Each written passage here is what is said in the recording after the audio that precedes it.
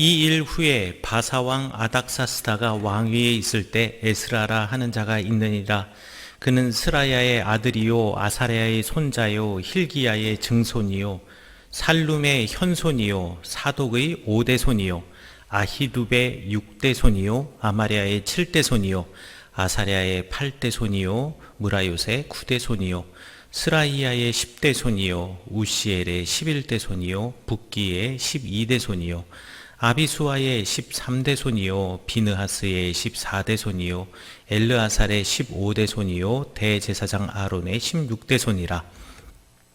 이 에스라가 바벨론에서 올라왔으니 그는 이스라엘의 하나님 여호와께서 주신 모세의 율법에 익숙한 자로서 그의 하나님 여호와의 도우심을 입음으로 왕에게 구하는 것은 다 받은 자이더니 아닥사스다 왕 제7년에 이스라엘 자손과 제사장들과 레위 사람들과 노래하는 자들과 문지기들과 느디딤 사람들 중에 몇 사람이 예루살렘으로 올라올 때에 이 에스라가 올라왔으니 왕의 제7년 다섯째 달이라. 첫째 달 초하루에 바벨론에서 길을 떠났고 하나님의 선한 손에 도우심을 입어 다섯째 달 초하루에 예루살렘에 이르니라. 에스라가 여호와의 율법을 연구하며 준행하며 율례와 규례를 이스라엘에게 가르치기로 결심하였더라. 아멘. 오늘 성경 말씀은 에스라서 7장의 말씀입니다. 에스라서 1장과 6장의 이야기는 우리 기원전 539년부터 515년까지의 이야기인데요. 우리 에스라서 7장에 가면 갑자기 시대가 한 60년 정도 뒤로 훅 건너뛰어서 기원전 458년의 이야기로 넘어가게 됩니다. 그 60년 동안 도대체 무슨 일이 있었는지 성경에는 구체적으로 나와 있지 않기 때문에 우리가 그 60년의 세월에 어떤 일이 있었는지에 대해서는 알 수가 없습니다. 하지만 이 60년 동안 어떤 일이 있었는가에 대해서 에스라서 9장에 약간의 흔적이 남아있고, 그리고 우리 하나님께서 60년의 세월을 넘어서 에스라를 바벨론 땅에서 다시 유다 땅으로 옮기시고 그를 통하여서 역사하시고 일하셨다면 이 에스라가 온 이유를 통해서 그 60년간 어떤 일이 있었는가에 대해서 우리가 알아볼 수가 있겠습니다.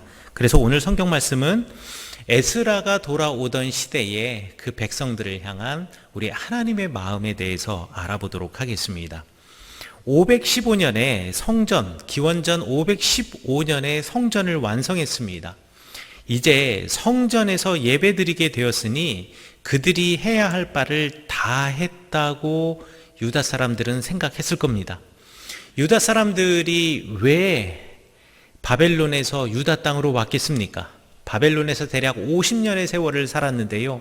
50년의 세월을 사는 동안 그곳에서 땅을 일구고 살았고 그곳에서 재산을 두고 있었고 그곳에 이제 새로운 터전을 만들었을 텐데 그 터전을 버리고 이제는 나에게는 낯선 땅과 같은 고향 땅, 고향 땅이지만 낯선 땅, 고향 땅이지만 그곳에 나의 유업이라고는 하나도 있지 않는 그 땅을 향해서 갔던 단 하나의 이유는 무너진 성전을 다시 재건하고 이제 멈추어 섰던 여호와 하나님을 향한 예배를 다시 세우기 위해서 그들은 예루살렘으로 그리고 유다로 돌아왔습니다. 그런데 이제 515년, 기원전 515년에 이 성전 짓기를 다 끝냈으니 이 사람들은 우리가 해야 할 바를 이제 다 했다라고 생각할 수가 있습니다. 그렇지만 여호와 하나님께서 그들을 통해서 세우려고 하셨던 것이 과연 눈에 보이는 성전뿐만이었을까요? 아니면 성전으로 상징되는 여호와 하나님을 향한 온전한 예배 그리고 그 신앙이었을까요? 우리는 이미 답을 알고 있습니다. 하나님께서는 우리에게 건물을 원하시는 것이 아닙니다. 하나님께서는 그곳에 성전을 짓고 성전에서 예배함으로 여호와 하나님을 향한 온전한 신앙을 회복하기 원하셨습니다. 왜냐하면 성전이 무너진 이후에 유다 땅에 있는 사람이 온전한 예배를 드리기도 어려웠고, 또 바벨론으로 포로로 끌려갔던 사람들이 바벨론 땅에서 자유롭게 예배드리기도 어려웠기 때문에 그렇습니다. 제가 첫 목회했던 영월의 교회 이야기를 예전에 수요 예배 때와 새벽 설교 때 잠시 한 적이 있었는데요. 제가 교회 건축을 하고 난 다음에 교회를 사임하고 이스라엘로 유학을 가게 되었습니다. 그런데 가을, 이제 겨울을 앞두고 있는 어느 때에 갑자기 독일에서 후배 목사님이 저한테 전화를 한 거예요. 전화를 하더니만은 한국에 있는 제 전 교회 소식을 들었냐고, 교회가 원인 모를 화재로 완전히 전소됐다고 그러더라고요. 교회를 봉헌하고 난 다음에, 봉헌 예배를 드리고 난 다음에 1년이 좀 넘어서 교회가 완전히 전소가 된 겁니다. 제가 그 소식을 듣고 한국으로 전화를 했어요. 그랬더니만은 전화를 받은 목사님께서 막 우시면서, 엉엉 우시면서 미안하다고, 너무 미안하다고, 저에게 미안하고 또 하나님께 너무 죄송하다고 우시는 겁니다. 그래서 제가 용기를 드렸습니다. 미안할 필요 없습니다. 불이 타서 사라진 것은 교회 건물이지 교회가 불타지는 않았습니다. 우리 교인들이 아무 탈이 없고, 목사님이 아무 탈이 없고, 목사님 가정 그 사택 교회와 다 함께 붙어 있는데 전소되기 전에 다 가족들 나와서 건강하니 우리 교회는 불타지 않았습니다. 단지 건물만 불탔을 뿐입니다. 건물은 언제라도 다시 세워질 수 있습니다. 온 교인이 한 마음으로 울면서 기도하고 있으니 교회가 사라진 것이 아니라 교회 건물은 사라졌고 주님께서 다시 세우실 것입니다. 라고 제가 위로의 말씀을 드렸는데요. 목사님께서도 참 그 말씀에 힘을 얻으셨던 것 같아요. 성전은 중요합니다. 눈에 보이는 이 건물을 중심으로 사람들이 함께 모여서 예배할 수 있으니 성전은 정말로 중요합니다. 그러나 그 성전의 건물이 중요한 것이 아니라 그 성전에서 드리는 예배를 통하여서 하나님의 백성으로서의 정체성을 내가 갖추어가고, 그리고 성전의 예배를 통해서 내가 변화되기 때문에 성전이 중요한 것이지 성전 건물 자체가 중요한 것이 아니라는 겁니다. 하나님은 성전을 통해서 우리의 신앙이 세워지기를 원하십니다. 그리고 하나님은 성전의 예배를 통해서 하나님의 백성으로 우리가 바뀌어지기를 원하시는 겁니다. 그러나 돌아온 백성은 성전을 짓고 예배 드릴 수 있게 되었으니 이제 내가 할 바는 다 했다라고 생각을 한 겁니다. 이게 문제지요. 성전을 지었으니, 그리고 그 성전에서 예배 드리게 되었으니 이제 내 할 바는 다 되었다, 우리가 할 바는 다 끝났다 라고 생각한 겁니다. 그때부터가 시작인데 말입니다. 그때부터가 성전에서 예배를 드리며 나의 삶을 온전히 주님께 맞추어 가야 되고 변화시켜 가야 되고, 이제 과거의 삶을 끊어내고 이제 예배자로서의 새 삶을 시작해야 하는데, 성전을 짓고 난 다음에 이제 다 끝났다라고 생각하니, 그리고 이것 때문에 내 신앙은 흠결 없는 사람이 되었다라고 생각하니, 이게 지난 60년간의 그 문제들이 차곡차곡 쌓여가는 것입니다. 여러분 연애해 보셨지요? 여러분의 남편, 여러분의 아내와 아마 연애로 결혼하신 분들도 있고 중매로 결혼하신 분들도 있는데, 뭐 옛날 같지 않아서 얼굴도 한 번도 안 보고, 그냥 중매라고 해도 얼굴 한 번도 안 보고 결혼하신 분은 아마 거의 없으실 겁니다. 아마 중매로 만났다 손치더라도 잠깐 짧은 연애 기간이 있었을 수도 있고요. 설사 혹시 중매로 결혼식장에서 처음 남편을 보셨다면 여러분 신혼초를 한번 생각해 보십시오. 사랑하면은요, 오랜 시간 사랑하는 집 앞에서 꽃을 들고 서 있을 수 있습니다. 여러분 드라마 보세요. 그 젊은 남자들이 사랑하는 여인의 집 앞에서 이제 새벽에 일찍 나올 때를 기다리면서 아침 새벽에 일찍 사랑하는 여인의 집 앞에 가서 꽃을 들고 있다가 아침에 딱 나왔을 때 깜짝 놀라치면서 꽃다발 하나 주려고 새벽 이슬을 맞고 서 있습니다. 그리고 비가 주룩주룩 내리는 그 폭우 속에서도요, 우산을 들고 꽃을 들고 온몸에 비가 젖더라도 그 서 있는 이 열정, 그것을 보면 이 남자는요, 이 여인을 사랑하는 것이 분명합니다. 우리는 그것을 갖다가 사랑이라고 부릅니다. 그런데 우리 조금 바꿔서 생각해 볼까요? 밤새도록 이슬을 맞고 꽃을 들고 오랫동안 서 있어야만 사랑하는 것이다. 또는 폭우가 쭉쭉 쏟아지는 날이라도 비를 맞으며 그 우산을 들고 꽃을 들고 여인의 집 앞에서 오랫동안 밤새도록 서 있는 것이 사랑이다 라고 정의한다면 이게 맞는 말일까요? 그렇지는 않습니다. 사랑해서 내가 그의 집 앞에서 그렇게 오랜 동안 기다릴 수 있지만, 그래서 우리는 그것을 보고 사랑이라고 말하지만, 사랑하는 사람이라면 반드시 이래야 한다. 꽃을 들고 오랫동안 서 있어야 한다. 밤이슬을 마시고 서 있어야 한다. 비를 맞으며 서 있어야 한다. 이거는요, 사랑이라기보다는 형식적인 것이고 율법적인 것입니다. 우리 이런 걸 갖다가 형식주의자들이라 그러고 율법주의자들이라고 부릅니다. 이 선후 관계가 바뀌어진 거죠. 전자는 사랑이 만들어낸 행동의 변화를 이야기합니다. 내가 그를 사랑하기 때문에 그러한 고됨을 감내할 수 있는 겁니다.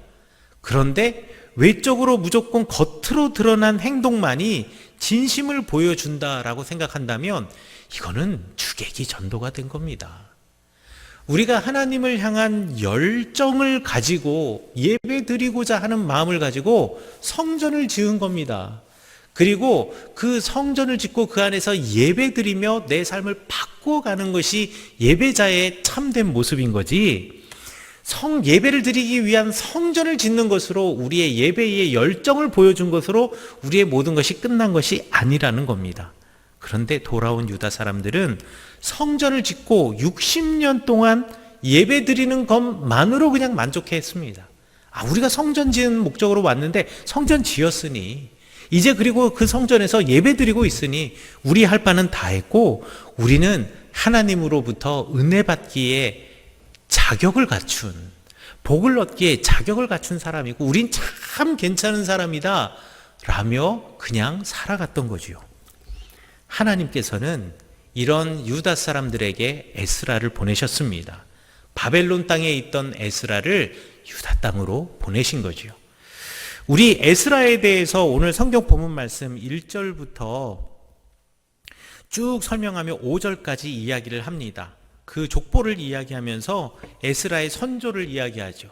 거꾸로 올라가면서 스라야가 있고 아사랴, hil기야, 그의 선조 중에는 살룸, 사독, 아히둡, 아마랴, 아사랴, 무라욤, 스라히야, 우시엘, 붓기, 아비수아, 비느하스, 엘르아살, 아론에 이르기까지 그 선조들을, 에스라의 선조들을 쭉 거꾸로 이야기를 합니다.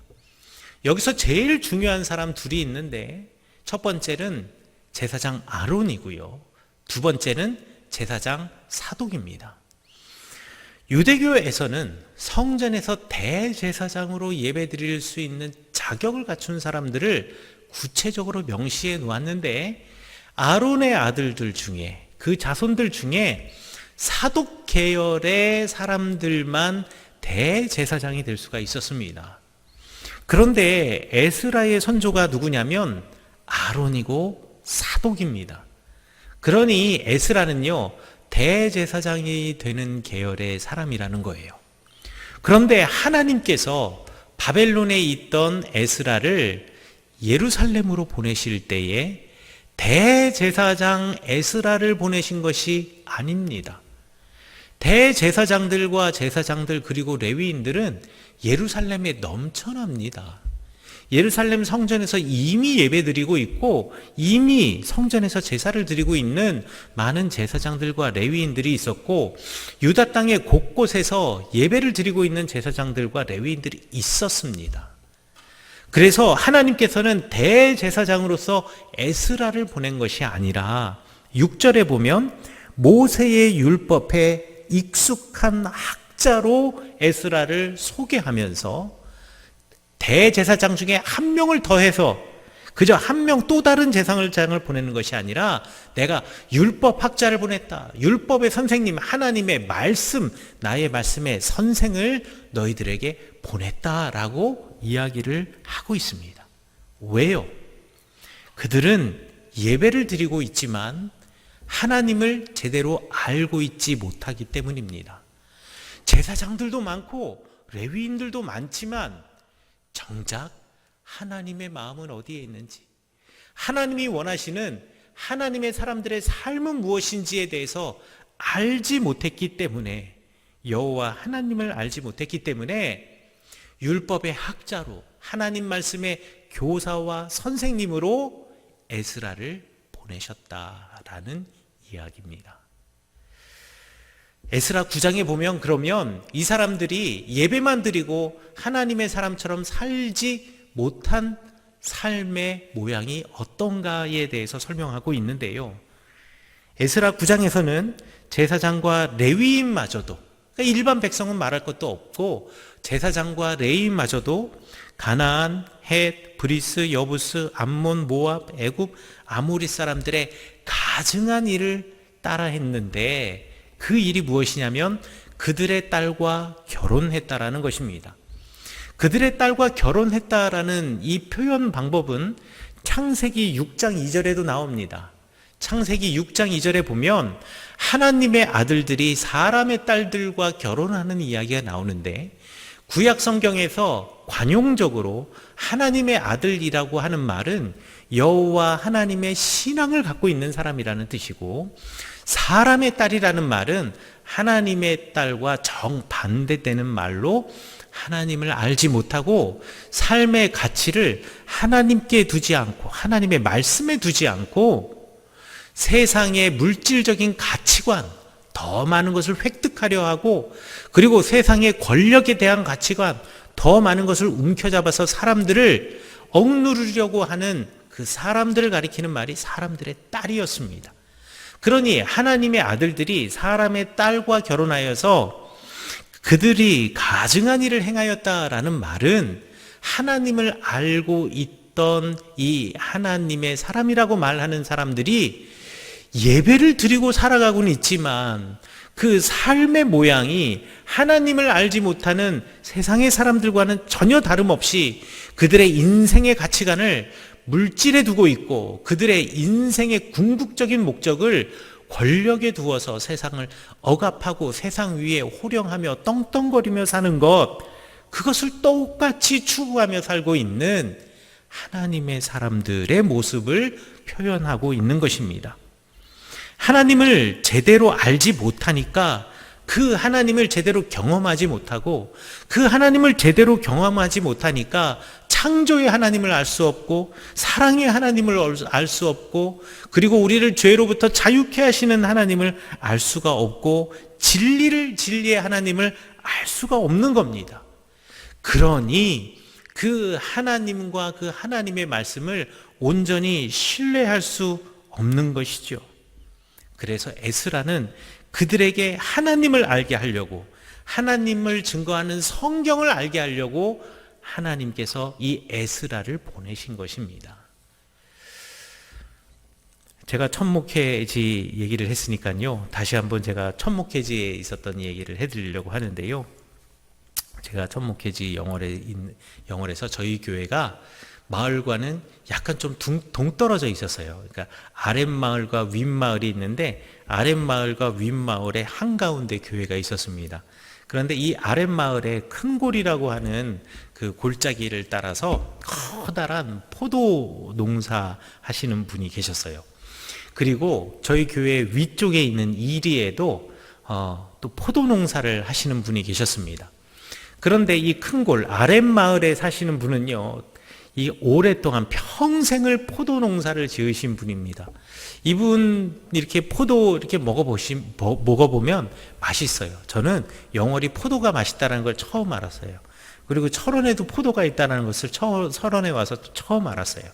근데 하여간에 영월 포도가 정말 맛있어서 그분 포도나무, 포도 과수원을 보면서 야, 정말 대단하다, 정말 멋지다 이렇게 생각을 했고요. 정말 대단히로 농사를 지어서 정말 부러웠습니다. 그런데요, 이분은요, 농촌진흥청에서 아무리 새로운 재배 방법과 육성 방법을 알려줘도요, 그걸 따르지를 않아요.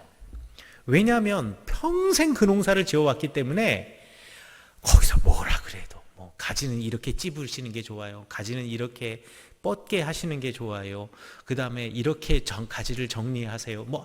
아무리 그래도요, 이분은 그냥 해왔던 대로 그냥 농사를 짓습니다. 해왔던 대로 포도를 재배하는 거예요. 그런데 윗마을 이리에 계시는 분은요, 포도 농사 지은 지 몇 년 되지 않으셨어요. 몇 년 되시지 않으셨는데 이분은 또 게다가 농사라고는 전혀 모르는 귀농을 하신 분이에요. 아니, 귀농을 했으니 한 번도 농사를 제대로 지어본 적이 없는 그냥 순수 토박이 서울 사람들이니 농사를 알 리가 있겠습니까? 그래서 이 사람들이 농사를 배우려고 하는데, 또 농사하는데 이 농사하시는 분들의 이 자부심과 또 텃세가 대단하지 않습니까? 또 고립된 산골 마을일수록 그런 게 심해요. 그러니까 이분이요, 그냥 농사를 어떻게 배웠냐? 농촌진흥청에서 귀농한 사람들을 위한 이렇게 농사 가르쳐주는 프로그램, 이런 데서 농사를 배웠고요. 그리고 책을 열심히 읽으면서, 이분이 또 서울에 있는 대기업에서 다니시다가 은퇴하신 분이니까 책 보는 거 좋아하시잖아요. 그러니까 책 보는 거, 열심히 책 보고 또 인터넷도 검색하고 여러 가지 자료를 보면서 이제 실수를 반복하면서 농사를 지으시는 거예요. 농사를 지으시면서 저희 교회 교인 중에 농촌진흥청의 농촌지도사가 있었는데요. 그 농촌지도사인 그 교인이 말하기를 저분은 계속 전화하신다고.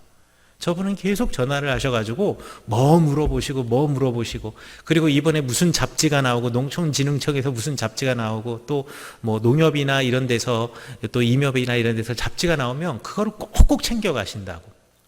그런데 그 이듬해 이분이 저희 교회에 등록하셨거든요. 윗마을에서 포도농사 하시는 분이 등록하시고 난 다음에 신방차 그때 가을쯤에 그렇죠. 추석쯤에 이제 포도를 따야지 포도가 가장 좋은 값을 받는다고, 그쯤에 이때 따실 때 포도 따가지고 포장을 열심히 하실 때 제가 한번 찾아가 배웠습니다. 그런데 새로운 사실을 알게 되었습니다. 그분이 농사를 지은 지 7년 만에 그해 포도 농사로 국무총리상을 받으신 거예요. 당도도 제일 높고 그 다음에 효율도 좋고, 그리고 포도 재배에 이 포도 재배가 거의 정석에 가까운. 그런데 말이죠, 아랫마을에 있는 그 큰 골에 계신 평생을 농사 지으신 분이 있지 않습니까? 이분은 계속 포도가 그런 거예요. 딱 봐도 포도송이만 봐도 이게 이쪽 포도송이가, 그러니까 이 이리에 계시는 농촌진흥청의 지도를 받아서 계속 하시는 이 분의 포도송이가 이쪽에 있는 포도송이, 큰골의 그 아랫동네에 있는 포도송이, 평생을 포도 농사를 지으신 포도송이보다 훨씬 더 탐스럽고 좋아 보는 거예요. 그래서 제가 이게 종자가 다른 건가요? 했더니만 종자가 다르지도 않아요. 같은 종자인데도 완전히 다른 겁니다. 뭔가요? 큰골에 계신 분, 아랫동네에 계신 분은요, 평생을 농사를 지어왔지만 습관적으로 해오던 방식으로, 그리고 자기가 잘 안다고 생각해서 그냥 농사를 지으신 것이고요.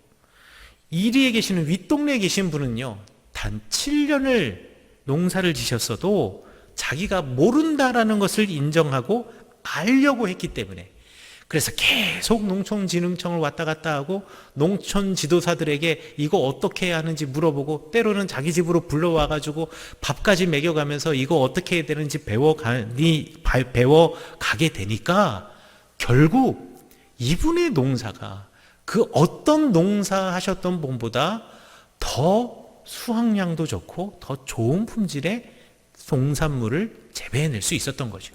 그래서 지금 영월 지역에서 귀농하는 사람과 포도 농사의 대부 같은 분이 되셨습니다. 여러분, 하나님을 안다라는 것은요, 습관적으로 해오던 방식대로 아는 것이 아닙니다. 하나님을 안다라는 것은 끝없이 그분이 누구인가를, 어떤 분인가를 배우고 새롭게 알게 된 하나님 때문에 내 삶이 바뀌어지는 것, 이것을 보고 우리는 저 사람은 하나님을 아는 사람이야 라고 말하는 거지요.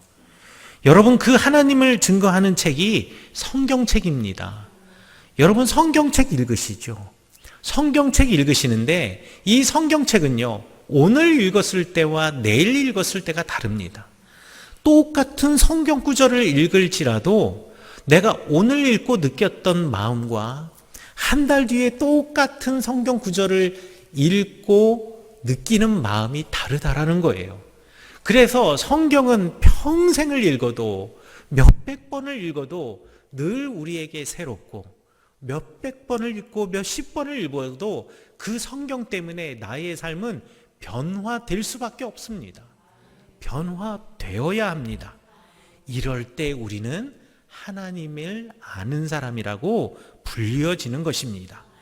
그 하나님께서는 그 율법 학자인 에스라를 보내면서 이 유다의 백성들에게 바뀌라고, 알라고, 주님 앞에서 부족함을 고백하라고, 그래서 삶에서 돌아서라고 에스라를 보내신 것이죠.